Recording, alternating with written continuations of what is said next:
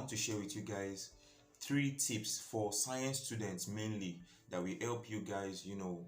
There are some times that you are not really clear with the kind of formulas to use. Maybe you forgot or it skipped your mind. I'm going to share with you 3 tips that's going to help you remember your formulas, your physics formulas fast and quick because you don't have time.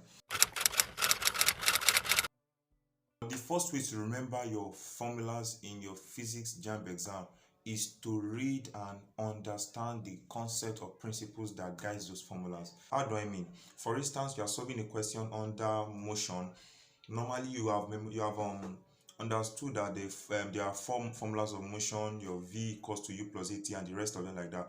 But just in case your question now falls under gravity, it's not on the linear motion, it's on the motion under gravity. It's thrown up, so it's under the influence of gravity. What do? It's very easy. If you understand that it is under gravity and it is not linear, then you will know that under gravity there is no horizontal distance. What you have is a vertical height h, and then there is no acceleration. What you have is acceleration due to gravity, which is g. So any formula you are going to use within that range will be that you have substituted your a for g, then you have removed your s and you've added h. So when you have formulas like v equals to u plus at, what you have in the motion under gravity will be v equals to u plus or minus gt, because your gravity can either be working against gravity or working in line with gravity. So the first way is to learn and understand your principles, so you can quickly brush back your principles of motion, waves, projectile, electricity, AC circuits.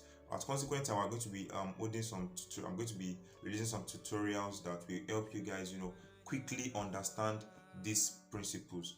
All right, so the second way to understand your physics formula is to learn the way of converting SI units to formulas.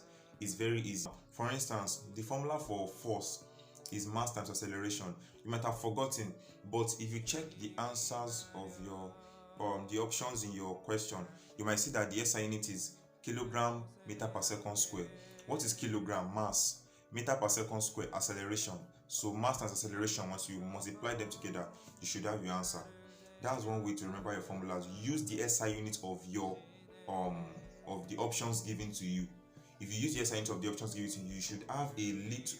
Most times the SI unit always depicts the formula to use, apart from fundamental quantities like meter, seconds that are not derived. But most times when you are dealing with derived quantities, then you can use the SI unit to determine the formula. The third way of determining the formula is to use your parameters. Use your parameters. The parameters given to you are most times useful in determining the kind of formula you will use. Let me explain. When you have a question that gives you distance, acceleration, initial velocity, and you have to calculate time. Now you have s, which is your distance, you have u, which is your initial velocity, you have t, which is your time, and they ask you to look for something. Maybe they have to look for acceleration, or they have to look for time, or anything. Now if you write down your formulas of motion, for instance, I'm using formulas of motion because it's very easy to relate with. If you write down your formulas of motion down, for instance, you check your parameters. Which one of these formulas fit into it?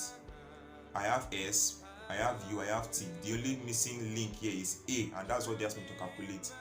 Just that kind of scenario. If you check your formula with your parameters and you compare and contrast which one is useful for which, then you should be able to crack out the formula to use. If you are given something like projectile, if you finally get your g given to you in your question, your theta given to you in your question, and they ask you to find u, whereas they're giving you the maximum height, with that formula you already have your maximum height, you have your g, you have your theta. It's very easy for you to make u distribute the formula and crack out the formula there. So using your parameters can also help you. It goes a long way in determining the formula to use.